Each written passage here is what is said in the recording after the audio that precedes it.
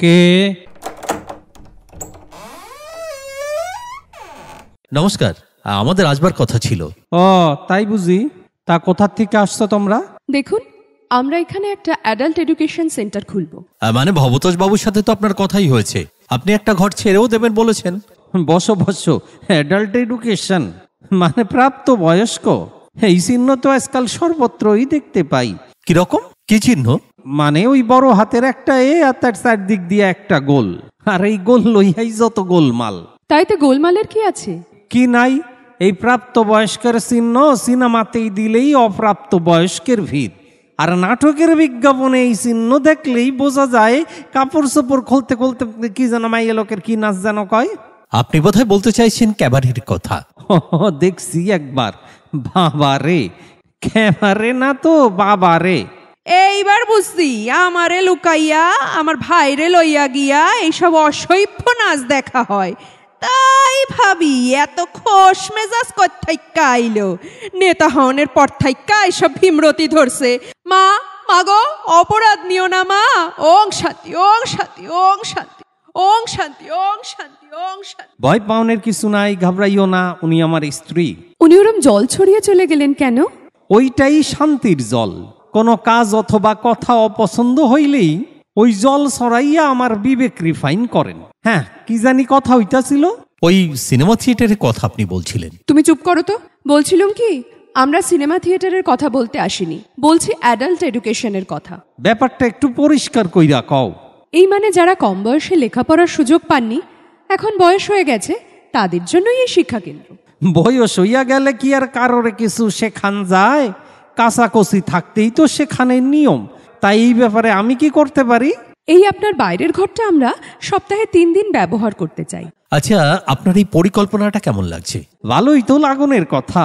তা কি বই দিয়া বয়স্ক শিক্ষা শুরু করবা ঠিক করছো? ভাবছি প্রথমে রামায়ণের গল্প দিয়ে শুরু করব। খুব ভালো, খুব ভালো। আমরা মানে দেশের নেতারা তাইলে রক্ষা পামু। রামায়ণ ভালো কইরা পড়া থাকলে আর কথায় কথায় নেতাগো দোষ ধরবো না। বাহ, যা ইচ্ছা তাই করবেন, দোষ করলেও জনসাধারণ কিছু বলবে না। নেতারা আবার কোনো দোষ করে নাকি? এই যে আপনারা সব প্রতিজ্ঞা করেন, ত্যাগ করব, পরিশ্রম করব, জান লড়িয়ে দেব, তা কোনোটাই তো করেন না। জনসাধারণকেই তো সেগুলো করতে হয়। রামায়ণে তো তাই কয়। লে হালুয়া, এর সঙ্গে আবার রামায়ণের সম্পর্কটা কি? আপনি তো মাথাটা একদম ঘুরিয়ে দিলেন। কি বলতে চান একটু বুঝিয়ে বলুন তো। বুঝানের কি আছে?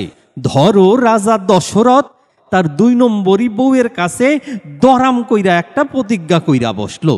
দশরথের কিছু সাফার করতে হইছে, সেই লাইগা মরলো তো তার ছেলে রামচন্দ্র। কেমন কিনা? তাইলে মরেল কি খারাইলো? বাপ প্রতিজ্ঞা করব, ছেলে পালন করব। বাপ দেনা করব, ছেলে শোধ করব। সুতরাং নেতা ভুল করব, জনসাধারণ বৈজ্ঞা মরব। বাহ, বেশ উদাহরণটা দিলেন তো। এই রকম গাদা গাদা আছে। তা বলুন না এইরকম 2-1টা। ধরো আজকাল প্রায়ই দেখা যায় নিজের স্বার্থ গোছানের লাইগা নেতারা হঠাৎ হঠাৎ দল বদল করে। এইটা কিছু দোষের না। এর মূলেও কি রামায়ণ নাকি? নিশ্চয়।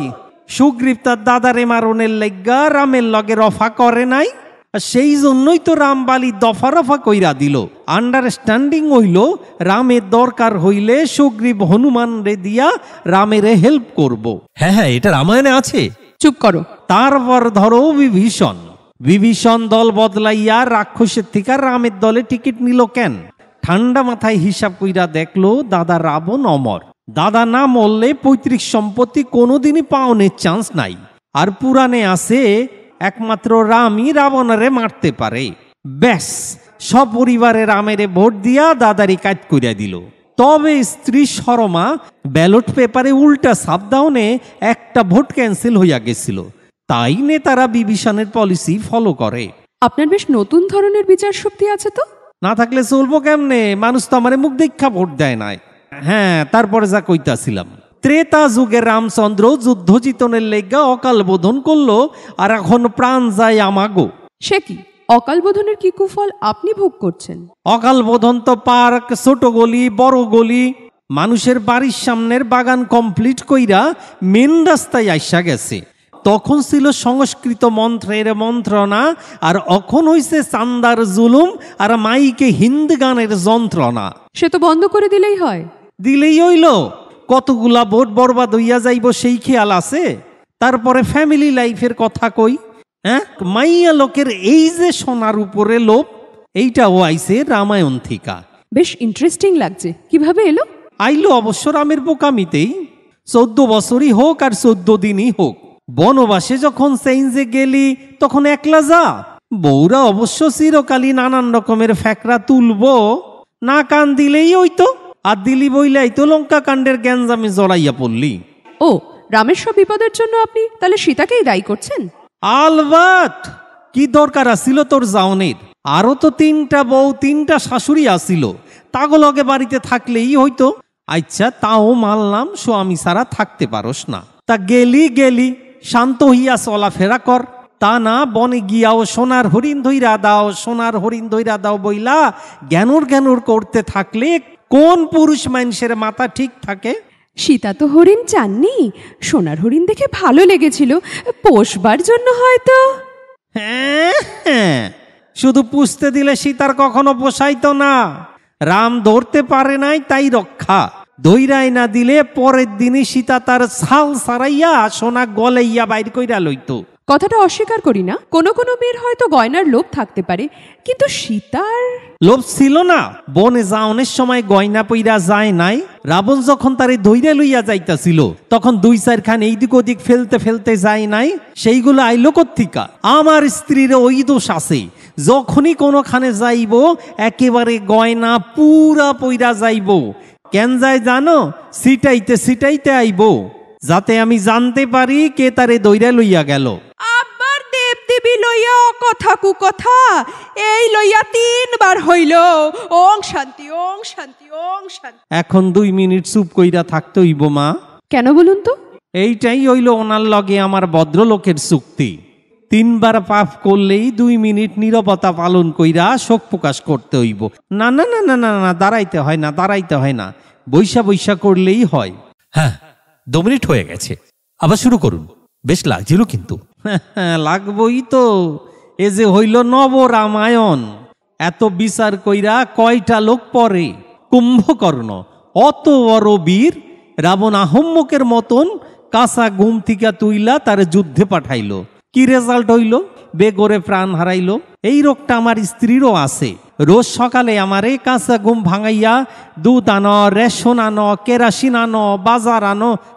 এইসব তো এক রকমের যুদ্ধই, বুঝবো মজা যেদিন ওই রকম বেঘরে মরুম। আমার আর কি, ঠ্যাংয়ের উপরে ঠ্যাং চড়াইয়া কাটে চচ্চড়ি খাওয়া বাইরে হইব আনে তখন। কি অলক্ষণে কথা! মাগো, আমারে উঠাইয়া লাও, শিগগিরই উঠাইয়া লাও, আমি যেন শাখা সিন্দুর পইরা ওর কইলে মাথা রাইখা যাইতে পারি। ওং শান্তি, ওং শান্তি, ওং শান্তি। কতবার মানা করছি এইসব কথা কুকথা কইতে, কিছুতেই শুনবো না। দোষ তো আর ওর না, রামায়ণ পরে যে মাইয়া লোকের যেইটা বারণ করবা সেইটাই আগে করব। আপনি দেখছি অনবরত মেয়েদের দোষ দিয়ে যাচ্ছেন। দিমু না? এই ধরো লক্ষণ। গন্ডি কাইটা পই কইরা কইয়া গেল, বৌঠান গন্ডির বাইরে যাইও না। তোর ফাজলামি কইরা গন্ডির বাইরে যাওনের কোন কাম আসিল? না গেলে রাবণের 14 পুরুষের ক্ষমতা আসিল সীতারে ফুসলাইয়া লইয়া যায়। আমার স্ত্রীও কথা শোনে না, যখন তখন বাইরাইয়া যায়। বুঝবো মজা যখন কোনো জুলপিওয়ালা রাবণ ওরে চিন্তাই কইরা লইয়া যাইব। তখন কিন্তু জটায়ু পাখি প্রাণপণ বাধা দিয়েছিলেন। লাভ হইল কি? জটায়ুর ডানাটাই কাটা গেল। আজকালকার দিনে এইরকম একটা পক্ষী পাওয়া যায়? চিড়িয়াখানায় রাখতে পারলে কত ফরেনি মানে আসতো, ভাবো দেখি। আচ্ছা, লক্ষণকে আপনার কেমন লাগে? নিরেট মাকাল ফল, একটা গবেট। সে কি, এ কথা বলছেন কেন? প্রথমেই দেখো না, মায়ের পেটের বাইতিকা তোর কাছে সৎ ভাই বড় হইল। দাদা ভাই ব্যাপারই নাই এইটা। আসল কথা হইল, একটা ক্ষমতাওয়ালা লোকের চামচা না হইতে পারলে তো আর ফোরফন্টে আসা যায় না। তাই দাদা। কিন্তু লক্ষণ বেশ বীরও ছিল। আমার বড় বলার মতন। কি বললেন? যত বীরত্ব মাইয়া লোকের কাছে। সরাসরি লড়াই একবারই করছিল মেঘনাদের লগে। এক বানেই জ্ঞান হারাইয়া একেবারে দাঁতে হিটকি দইরা পইরা রইল। হনুমান ওষুধ নাই না দিলে তো দাঁতের পাটি খুলতো না। অথচ দেখো, বনে এতদিন আসিলি, সেইখানে একটা মানুষেরও মুখ দেখতে পাওস নাই। মাইয়া লোক তো দূরের কথা, তা যাই হোক, রাবণের বোনটা সাইজা গুজ্জা আইছিল। না হয় একটু বেশি ঢলাঢুলি পানা করছিল। গায়ে না মাখলেই হইতো। ফস কইরা মস্তানি মাইরা তার নাক কাটনের কি দরকার আছিল? একই খেদা নাক কাটলে পরে কি থাকে আর? নাকটা যদি চোখা হইতো তাহলে সুর্পনাখা অতটা অফেন্স লইতো না। আর রামচন্দ্র, তার চরিত্র তো কিছুই নাই, অরধনুবাইঙ্গা সীতারে বিয়া করছিল। এই রে ফলো কইরা আমার মেঝোপোলা পাশের বাড়ির সীতারে বিয়াকরণের লইগা দনুক ভাঙা পণ করছে। রামচন্দ্র কতখানি প্রজাবৎসল রাজা ছিল বলুন, আদর্শ রাজা তো। পাবলিকের প্যাদানির ভয়ে যে নিজের বউরে আগুনের মধ্যে ঢুকতে কয়, সে আবার আদর্শ রাজা। পাবলিকরে ভোটের সময় খেপানো চলবো না। রামের তখন সিংহাসনের দরকার, পাবলিকের ডিমান্ড মান্না নিতে হইল। এবার শত্রুঘ্নর কথা কিছু বলুন। ওইটার নাম যে কে দিছিল কে জানে। কানাপোলার নাম পদ্মলোচন। একটা শত্রু জীবনে মারল না, তার নাম হইল গিয়া শত্রুঘ্ন। হায়ার সামারের নাম কৃপা সিন্ধু। বরং বরত্রে কন যায় চালুমাল। জানে সিংহাসনে বসলে তখন যা টেম্পো মাইদর খাইয়া মরব। তাই দাদা অর্থাৎ রামচন্দ্রের খরম জোড়া খুইলে আইনা দিব্য তারার হালে 14 বছর বৈশা রাজত্ব চালাইয়া গেল। ঔরঙ্গজেবের মতন যা করে সম্রাট শাহজাহান, আমি কেউ না। ভরত তাই, যা করতে আছে দাদার খরম, আমি নিমিত্ত মাত্র। এই ভরত থিকাই কিন্তু ভারতবর্ষ নাম হইছে। কিন্তু একটা জিনিস রামায়ণে বেশ পরিষ্কার। কোনটা? রাম রাবণের যুদ্ধ প্রমাণ করে ধর্মের জয় আর অধর্মের পরাজয়। এই যুগে সেইটা হইতে আছে কই? সত্য কাম করো, লোকে কইব পাঠা। সত্য কথা কও, ঠ্যাঙানি খাইবা। সত্য পথে থাকো, না খাইয়া মরবা। সৎ পথে থেকে মরলেও নাকি স্বর্গ লাভ হয়। হ্যাঁ হ্যাঁ, তখন হইতো। তখন তাড়াতাড়ি ডেসপাস হইতো, হয়তো স্বর্গে যাইতো। এখন সৎ পথে মরলে ডেড বডি কোন দলের আইডেন্টিফাই হইতে হইতেই পইচা যাইব। স্বর্গে পচা জিনিস এলাও করে না। খুব মুশকিল হলো তো। কেন? ভেবেছিলাম বয়স্ক অশিক্ষিত মানুষদের চিরকাল অন্ধকারে না রেখে আমরা কিছু কিছু জ্ঞানের আলো জ্বেলে দেব। জ্ঞানের আলো কে দিব? ডিবিসি, ডিপিএল, সাউটালডি, ব্যান্ডেল, এরা তো আর কেউ এই আলো তৈরি করে না। তারা যে আলো তৈরি কইরা পাঠায় তাতেই আমরা কুলাইয়া উঠতে পারি না। আর এই আলোর মেগাওয়াট তো অনেক বেশি। তবু রাম রাবণের যুদ্ধে কয়েক লাখ বান্দর মারা গেছিল, তাই রক্ষা। নাইলে যা পরিবেষ্টিত হইয়া আছি, তার উপর আবার যদি তাগো বংশধরেরা বাচ্চা থাকতো, তাইলে তো কাম সারছিল। মা, মা গো, ক্ষমা করো মা। এই মিনসারে বোবা কইরা দাও, নইরে আমারে কালা কইরা দাও। ওং শান্তি, ওং শান্তি, ওং শান্তি। তাহলে আপনার মতে রামায়ণে শিখবার মতন কিছুই নেই? একটা ব্যাপার সারা, সেইটা কিন্তু বিজ্ঞানে আছে। রামায়ণে বিজ্ঞান? কোনটা বলুন তো? কত জ্বর জারি হইলে, গা গরম হইলে থার্মোমিটার বগলে দেয় কেন? এর জবাবও রামায়ণে আছে? বুঝতে পারছি না। শরীরে এত জায়গা থাকতে বগলে থার্মোমিটার দেয় কেন? বুঝতে পারছি না। এও রামায়ণ? নিশ্চয়। আমাকে পূর্বপুরুষকে হনুমান হনুমান বিশল্যকরণী খুঁজা না পাইয়া পুরা গন্ধমাদন লইয়া মারল লাফ। কথা ছিল সূর্য ওঠার আগে ওষুধ খাওয়াইতে হইব। এইদিকে হনুমান আকাশে থাকতেই দেখে সূর্য প্রায় ওঠে। খপাত কইরা সূর্যরে দইরা বগলে চাইপা ধরল। তাইলেই বোঝো ব্যবাখিট তো বগলে। আর তার থেকেই সায়েন্টিস্টরা বগলে থার্মোমিটার দেওয়ানোর প্রথা চালু করলো।